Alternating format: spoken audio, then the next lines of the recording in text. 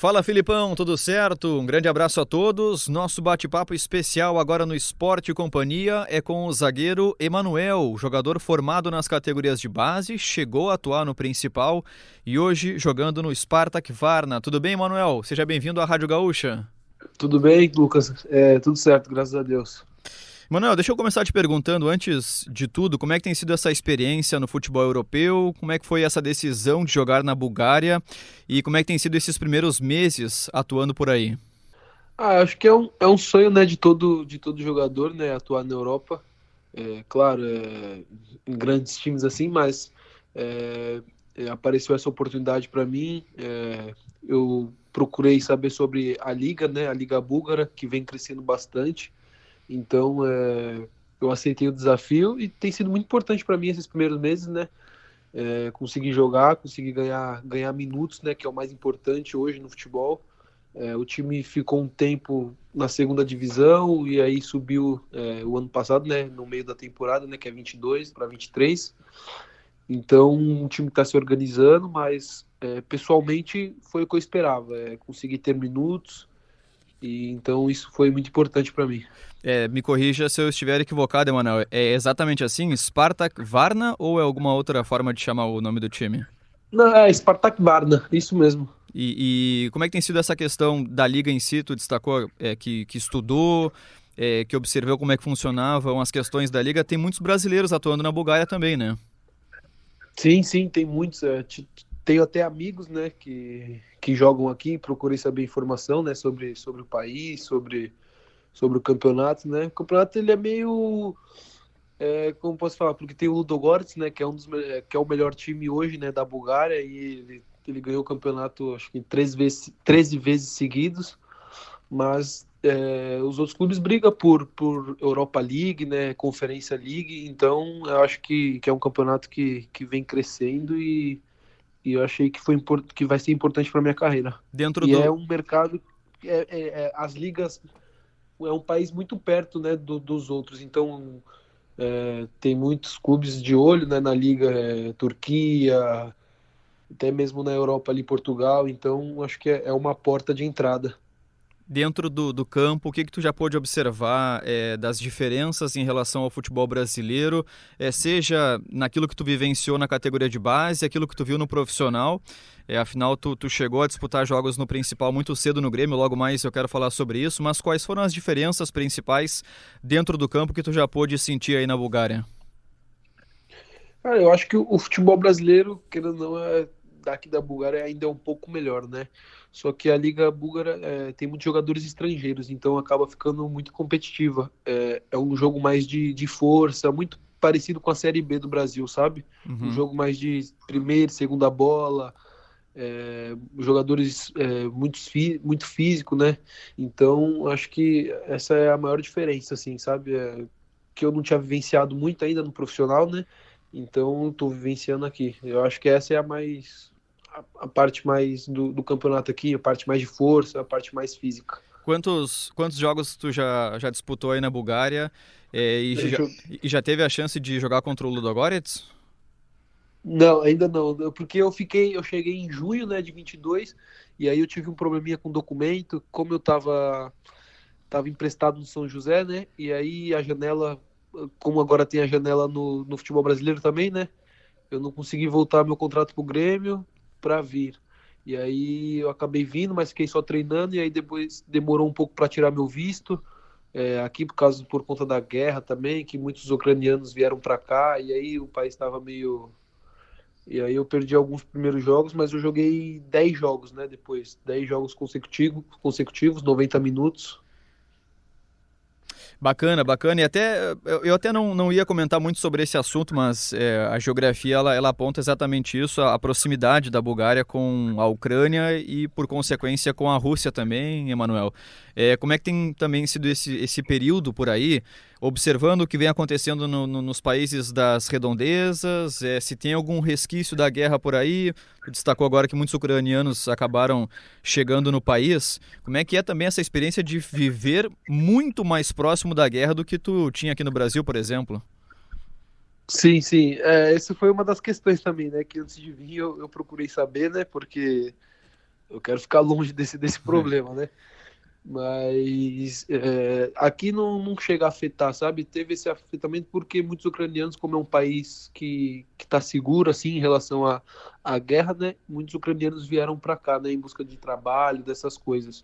Então eles precisam tirar o visto também. E aí, como eles estavam dando, parece que estavam dando prioridade para essas pessoas. E aí acabou acarretando um pouquinho essa demora. Mas eu procurei saber antes, mas aqui é tranquilo o país, é uma cidade que eu tô é muito boa, de praia e tal. Se bem que agora tá frio, mas quando eu cheguei era verão, então é a terceira maior cidade da Bulgária, onde eu tô vivendo, super boa e é tranquilo. Sobre essas questões do país em si, Manuel, a língua, como é que o pessoal acaba se comunicando na Bulgária? A cultura é muito diferente aqui do Brasil, comida, alimentação, a própria temperatura que tu destacou agora, aqui no sul, em Porto Alegre, tu viveu isso por muito tempo, faz frio, mas eu imagino que não seja nada comparado ao frio europeu, né? Então, foi até que eu comento, né, com a minha esposa e com a minha família que, nossa, né, parece que é outro frio. Eu falei, já estou um pouco mais acostumado, né? Que eu vivi bastante tempo em Porto Alegre, mas é diferente, assim, sabe? Não sei dizer assim, mas é bem mais gelada, é uma situação bem diferente, assim, do que eu já tinha vivido. E é isso. E para desenrolar com os companheiros aí a questão da língua, A como é que tem língua, sido?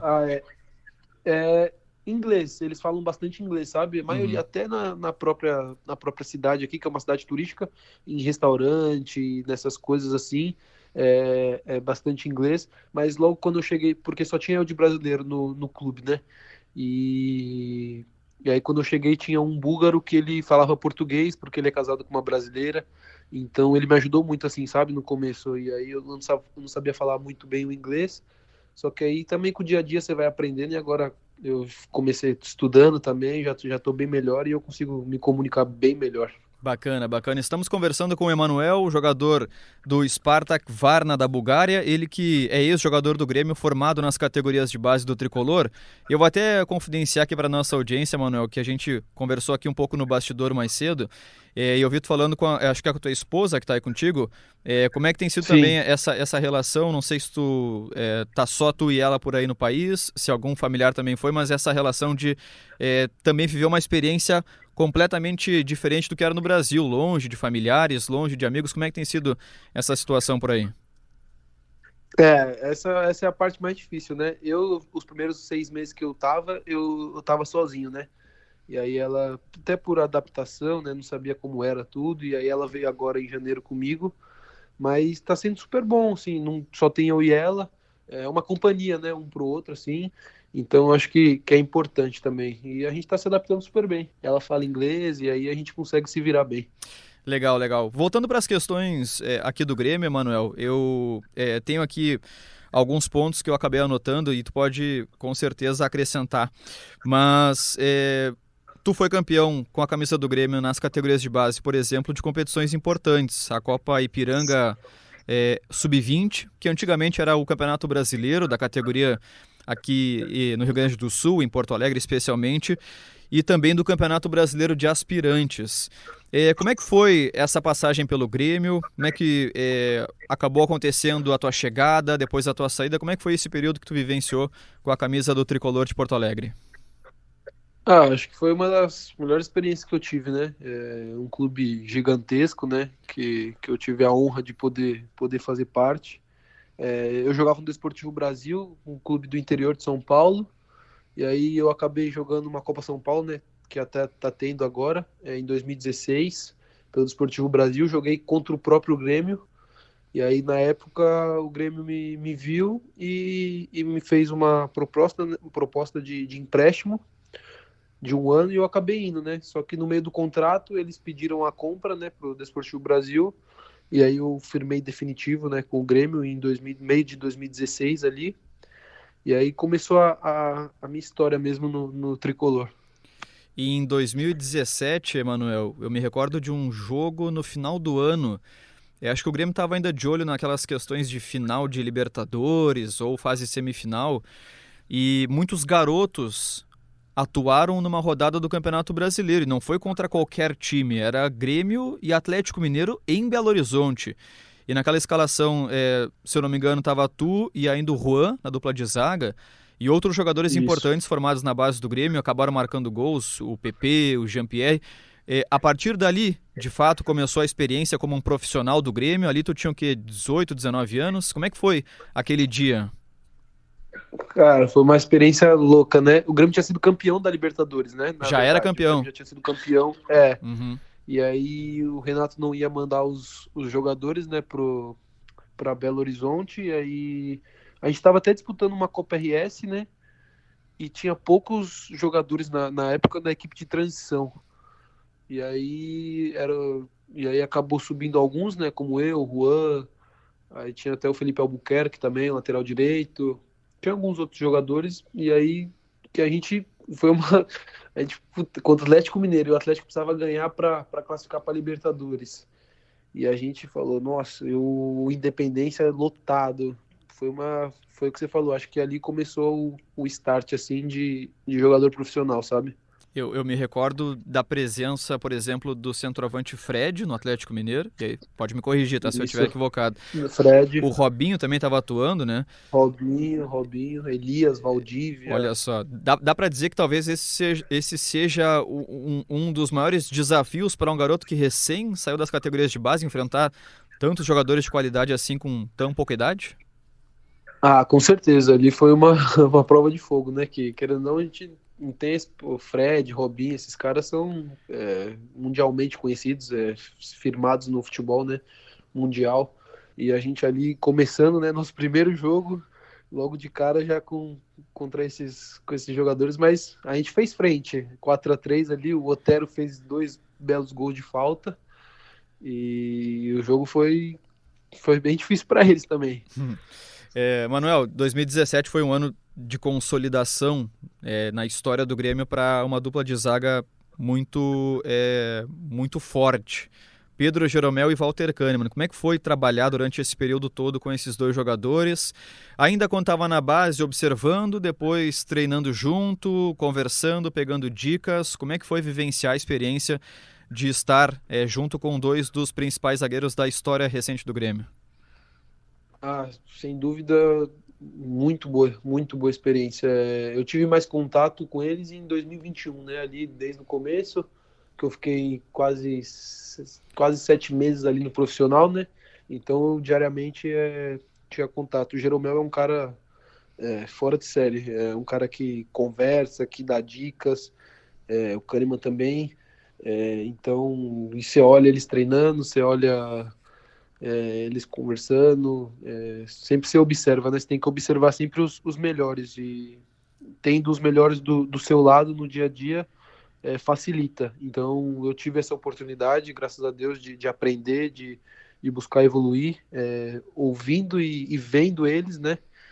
E então são dois caras assim excepcionais, tanto como pessoa, tanto como jogador. Então foi fundamental para a minha carreira. Antes da gente seguir nessa questão dos zagueiros do Grêmio, como é que tá a tua situação? O contrato já encerrou com o Grêmio? É um empréstimo para a Bulgária? Como é que tá esse cenário todo, Emanuel? Não, meu contrato terminava agora, né, final de 2022 com o Grêmio. E aí no meio do ano eu tinha recebido essa proposta, né, do clube búlgaro. E aí, como eu não ia ser muito utilizado, e aí meu contrato acabava, e aí o Grêmio pediu para ficar com uma porcentagem, né? E aí acabou me liberando, de graça. Perfeito. Então, aí eu rescindi com o Grêmio e assinei em definitivo com o clube da Bulgária. Uma eventual negociação tua dentro da Bulgária ou dentro do futebol europeu, ou até mesmo fora do velho continente, o Grêmio leva pelo menos uma parcela dessa negociação, é isso? Isso. Perfeito. Bom, dentro dessa questão dos zagueiros, Emanuel, a gente falou sobre o Jeromel e o Kahneman, e imagino que seja realmente uma experiência muito interessante para todos os zagueiros que vão surgindo e até para outras posições da categoria de base. Mas nesse período, tá, buscando ali de 2017, que foi quando tu trouxe essa estreia contra o Atlético Mineiro, até 2021, o Grêmio investiu muito em zagueiros reservas, zagueiros que vinham do mercado brasileiro ou do mercado do exterior, que chegariam no Grêmio já sabendo que seriam reservas. Tu acha que faltou em algum momento o Grêmio observar um pouco mais a categoria de base? Meninos, que assim como tu, vinham sendo campeões, levantando taças entre os jogadores sub-20 e sub-21. Tu acha que faltou um pouquinho desse tato com os meninos que vinham da categoria de base do Grêmio? Eu acho que sim, eu acho que sim. Ainda mais, na verdade, depende da posição, né? Eu acho que, como você falou, porque o Grêmio usou os meninos, né? Você pode ver aí, Matheus Henrique, Uhum. PP, esses volantes, né? Como dizia, né? Os volantes modernos que o Grêmio formou, e os beiradas, né? O Grêmio usou bastante, né?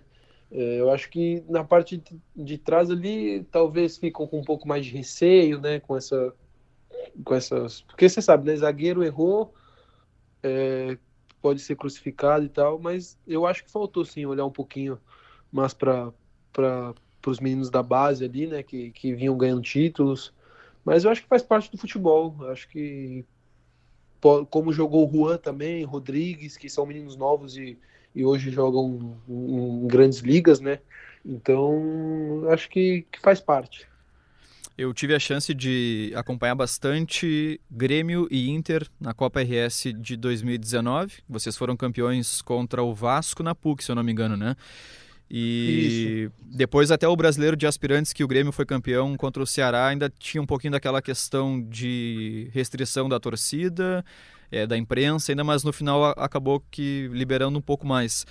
Mas ali, principalmente em 2019, tu formou uma dupla vencedora com o Juan, né, que hoje está atuando no Sim, Sassuolo da Itália. Mas isso isso. tudo fruto de um time de transição que em certo momento rendeu muito sucesso ao Grêmio. Como é que ficou essa questão, a tua análise sobre o projeto? Começou como sub-23, mas claro, com jogadores mais jovens do que o limite da idade, depois baixando para sub-21 e hoje a extinção do time de transição. Como é que foi esse período e a tua análise sobre como ele aconteceu no Grêmio? Eu acho que a transição era um. Como eu posso dizer, nem sempre todo atleta vai chegar pronto no profissional, né? No meu caso, foi o ano que eu mais evoluí no Grêmio foi na transição, sabe? Foi o ano que eu mais tive a oportunidade de jogar. Meu primeiro ano foi em 19 na transição e foi um ano que eu joguei muitos jogos, até a gente chegou na final, né, do Aspirantes contra o Inter, só que a gente acabou perdendo. Mas foi um ano assim de extrema importância para mim, de evolução assim.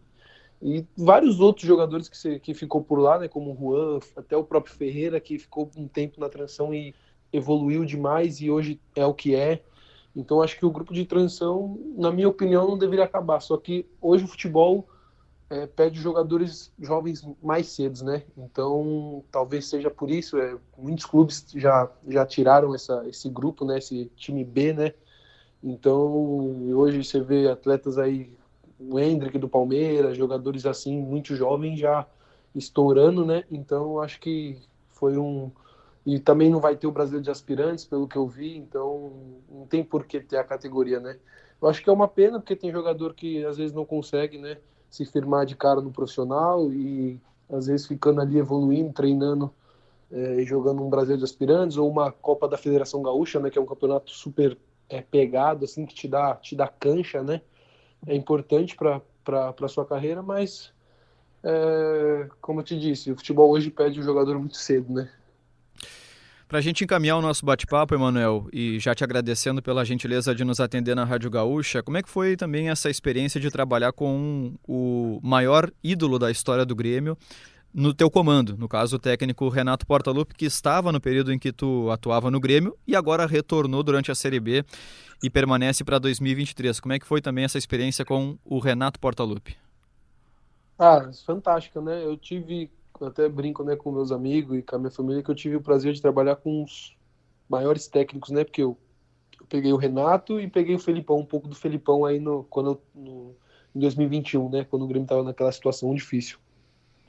Então eu sou abençoado, assim, porque são dois técnicos, tanto na história do futebol como no Grêmio, vencedores que ganharam tudo. E do Renato é um cara espetacular, né? Que sabe gerir o grupo como ninguém. e ensinar, né? Porque foi jogador, sabe como que é a cabeça do jogador, como o jogador se sente. Então foi fundamental esses técnicos na minha carreira. Chegou a ver o DVD do Renato ou é só uma lenda do CT Luiz Ah, Carvalho? eu já vi na TV, né? Alguns lances no YouTube, na internet, né? É. Mas ele falava muito desse DVD ou era só brincadeira mesmo? Não, fala. Falava. Se errar alguma coisa, já fala para olhar. Muito bom. Emanuel, muito obrigado, viu, pela gentileza de bater um papo conosco aqui na Rádio Gaúcha. Desejamos muita sorte e sucesso no restante da temporada e nos próximos anos da tua carreira. Grande abraço, viu? Obrigado pela oportunidade.